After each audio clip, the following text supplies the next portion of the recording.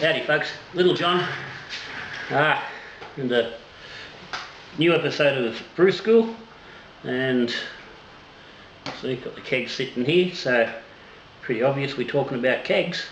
I'm just going to have just a quick run through on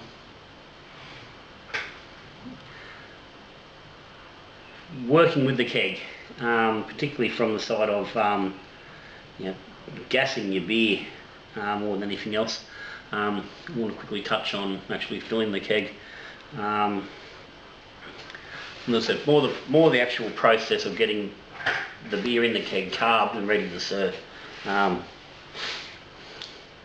Before I do that, just a quick shout out to all the patrons of Little John. Big hello to new patron Greg Bevitt. Apologise Greg, on the last video I put your name up and actually spelled it wrong. I'll get it right this time, I hope. Like I said, big cheers to all the Patreons. If you're interested in becoming a patron, showing a bit of support, there's a link down the bottom. Anyway, so the old beer keg. This is a 9.5 litre keg. Most brewers generally use the a 19 litre keg. And they can be brand new, they can be second hand, they can be old Coca-Cola or Pepsi bottles, or brand newies like this fella. I tend to use 9.5 because I don't like to have 19 litres of a single beer. I like a bit of variety. I generally run a few more kegs, so it just works a little bit easier. Doesn't take as long to get through a keg either. When you're brewing a lot of different batches and stuff like I tend to do, these 9 litre kegs work a lot better. But they're all fairly standard. 2 posts on top, gas in, beer out, and the lid, which will normally have a pressure relief valve there on top. This keg suddenly just blew on me on it was New Year's Eve. Me and the brother-in-law put a bit of a dinner. It had the old Pacific Ale in it, so it's still gassed up. So you can pull the PRV to release any gas out of that keg, and obviously initially you need to fill this thing up. So you need to make sure you got all the gas out of the keg, so you can pull the lid off. If that's gassed, you're not going to get that lid off. You've got no hope.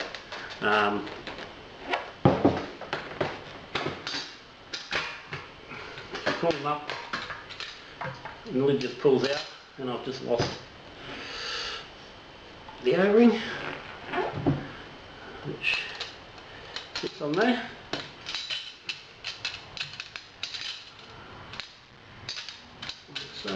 So you've got a nice big opening, lid sits in there. Okay, so when you're finished doing your batch, your ferment's finished, you want to go in here, you want to make sure this keg's nice and sanitised. So, like everything we're brewing, make sure it's clean, thoroughly sanitised.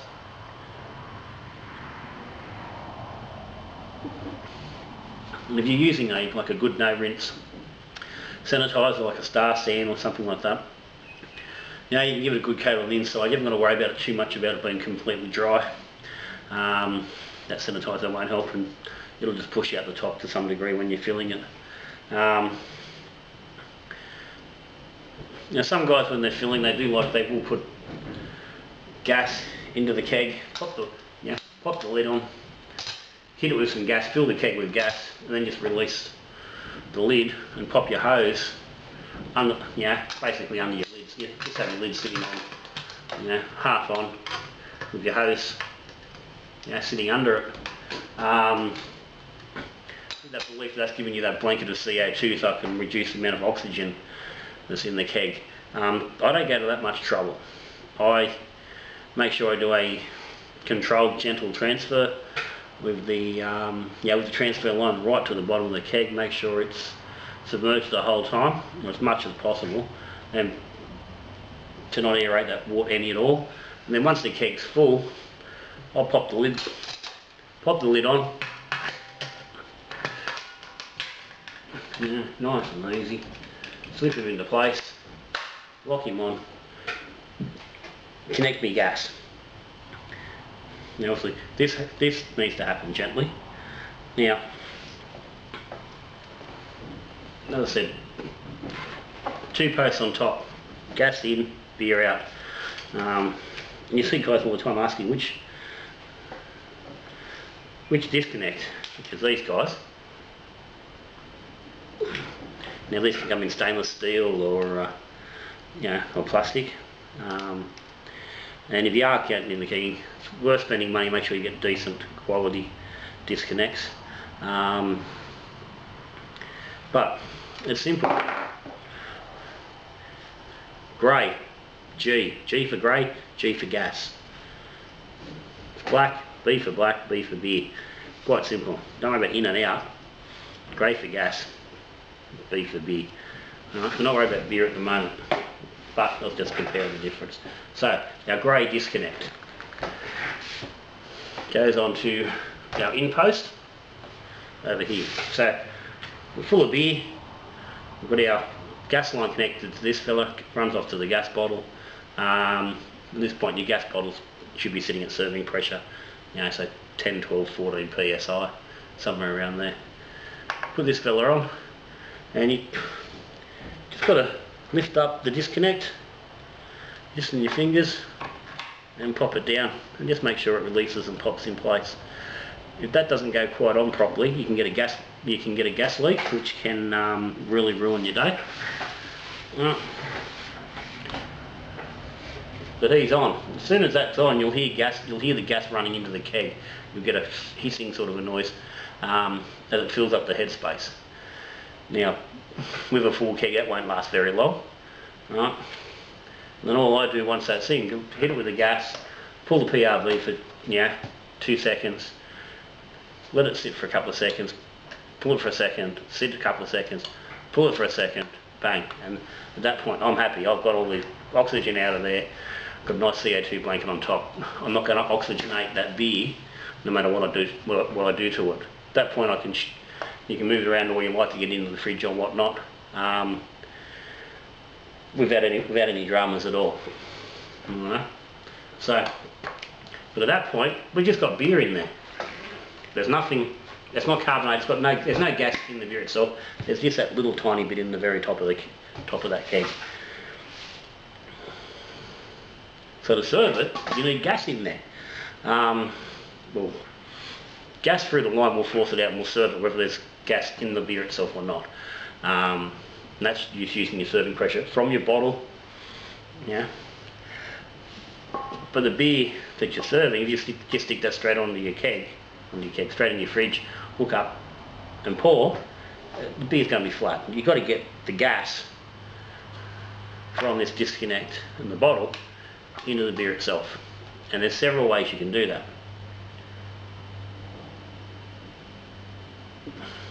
And the method you choose is going to depend on, realistically, how much time you have and how quickly you need the beer ready to be served. And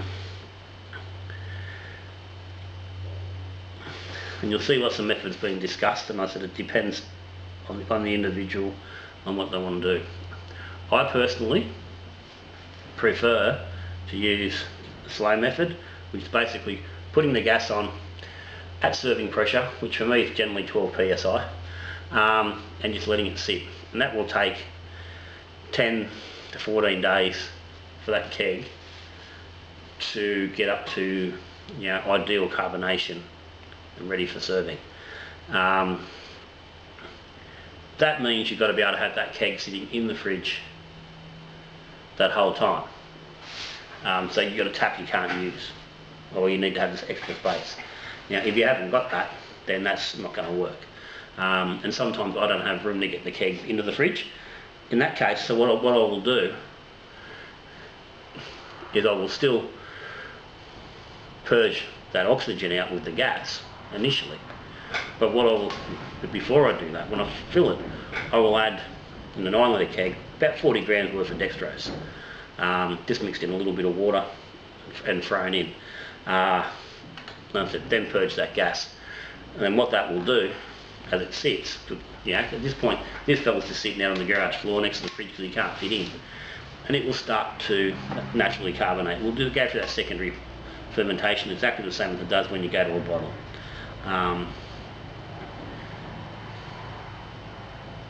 Big difference is you're not using as much sugar as you do when you're going into a bottle. You use about half the amount you would for a bottle if you're doing it in a keg. It's all to do with the amount of headspace that's there, and you use less. You need less sugar to make the same amount of carbonation in that keg. And to some degree, it's not always the aim to get that fully carb with that sugar. It's just to give it some protection to make sure it stays safe in that keg. So once that keg's sat for 2 weeks, the beer's carbonated. I can put it into the fridge, stick my gas line on at serving pressure, beer line on this side, and go straight to the keg, and I'll have carbonated beer. If it's been out of the fridge, it won't be cold. It's going to take a day or two to get cold, but it will be carbonated. Right, that's my preferred method. But then there's a whole range of different ways you can get from that to make that process quicker. Now, there is various terminologies for it, and depend on really the people you're talking to exactly what terminology they will use, but there are quicker ways. One of those ways is to stick your gas on. Now this works really good, particularly if you've only got one keg, or if you've got more than one keg and you have a split regulator, which a lot of people don't. So we're going to work on the basis you've only got one keg. Stick your gas line on, crank your gas bottle up to 30 to 40 psi, and you just let it sit in the fridge. Now, with that being said, beer will take up CO2 better when it's cold. Okay, so at 30 or 40 psi, you just let this sit in the fridge, and you let it sit for a couple of days. Normally about 3 to 4 days. At that point, turn your gas back to serving pressure, pull your PRV to release the excess pressure, and then you can serve. And at that point you can go, okay, check how your carbonation's going, whether it's adequate or not enough, and then you can go from there. So what you'll find a lot of guys will do, they'll do that sort of 30 psi for 3 days, crank it back to serving pressure, and just run with it from there. And it may take another 2, 3, 4 days to actually balance out to where you want it to be, but it will get there. And that way you're only taking, it's a couple of days and you're drinking. The other alternative, and what will often be referred to as forced carbonation, and that's where you want to get gas into this beer so you can drink it as quick as you can. So if you've cold crashed your beer in the fermenter and it's sitting at 2 degrees or thereabouts, you transfer to the keg, you purged off a little bit of oxygen, you got cold beer there, it's plenty cold enough to drink, and you've got a party on that night. You get a forced carbonation, and what that involves is having high pressure gas and just obviously forcing it to go into the beer. So again, gas line on. The difference is you want your gas line facing inwards. Instead of just with the keg just sitting there, you lay your keg down on the side. You now got your gas at the bottom of the keg, all your beer sitting there. So the gas, instead of going into headspace like it would here normally, it's actually going directly into your liquid. 40 psi through there, and what you do is you rock that keg backwards and forwards for a minute to a minute and a half at 40 psi, and it forces the CO2 into the liquid, and because you're moving it around, it just helps it to distribute through the beer quicker and fill it up. And because it's not just sitting in headspace, the beer will become carbonated. And you generally find after about a minute and a half, you can stop, turn your gas off, and that keg will be ready to drink. Turn you down to serving pressure, put your beer line on, bang, pour yourself a glass, and you're drinking it. Now, I really don't like that method. Reason being, you're drinking beer that's straight out of the fermenter. It's not aged, it hasn't had time to sit, it hasn't had time to develop. It's green, it's young. Understand, people, they're desperate to get beer ready for a party or get-togethers and stuff, but really, I don't want to be serving beer that's been out of the fermenter for an hour to anybody. I've never had a beer that I would have happily done that with, ever. So I don't see why you want to be doing it. But it's a method that's there if you need to. Okay. The other option there is because you can force carb it, sit in the fridge, and you just let it age. You can be drinking it yourself straight away if you've got nothing else, and it will still age as it sits in the keg over time. But like I said, that's not a method. I do not recommend forced carbonation if you can avoid it. I've done it here and there where I've had a keg and it hasn't really gassed up, hasn't been gassing real well, and I've pulled it out and just done a quick force, look, maybe for 20 or 30 seconds, just to boost the CO2 level in a beer. But it's certainly not something I'll be making a habit of doing. So that's just a quick overview. There's 3 ways you can do it. Those numbers can vary. They'll vary from beer to beer, depending on the alcohol content and the body in the beer and stuff like that. That will affect how readily it will take on CO2, and also the temperature of the beer. The colder it is, the more readily it takes on the CO2. If it's warmer, it releases it into the headspace easier, so it takes longer to get to a level that you want. And then you've got to learn to play around with your actual serving pressure to get the pressure that you want. I always find it's a good idea once I do get it where I want, whether it's been a slow carb or a carb out of the fridge with some priming sugar put in there for a secondary fermentation. As soon as I put it on the gas, I give that PRV just a quick, half-second burst, just release any excess pressure that's in there. So we're actually at the headspace, particularly, is sitting at serving pressure. You haven't got 40 psi of pressure sitting in the headspace when you pull your tap, because that's just you lose a whack of beer through the line for that force of all that extra CO2 that's in there. Get it back to serving pressure and work from there. Okay, so remember, grey G for gas on the inside. The kegs will always say, it says on here, it says in. It's not real easy clear to see, and I generally just get a texture and just write bloody G and B on one side. This one's obviously has rubbed off. But another way you can tell, I don't know if it's going to really show up, but the gas post has little grooves around the bottom nut, where the beer one doesn't. It's just smooth. So that's one way you can tell as well. But you want to be careful, because if you put your gas on your outlet on your beer, they can get stuck and be very hard to get off. I think the posts are just a slightly different size. So yeah, be aware of making sure you're getting it onto the right side of the keg. So that's it. Gas in your keg. Got any questions on that, want to clarify anything, ask away down the bottom. Search online, there's plenty of information around about how much gas and stuff you need, but those 3 methods will get you well carbonated beer in whatever time frame that works best for you and that you need to be using. The beer out, we'll have a chat about that in the coming weeks. We'll have a look at the beer out and beer line and length and stuff like that, and what you need to do with that. That's a different day. But as for today, that's done.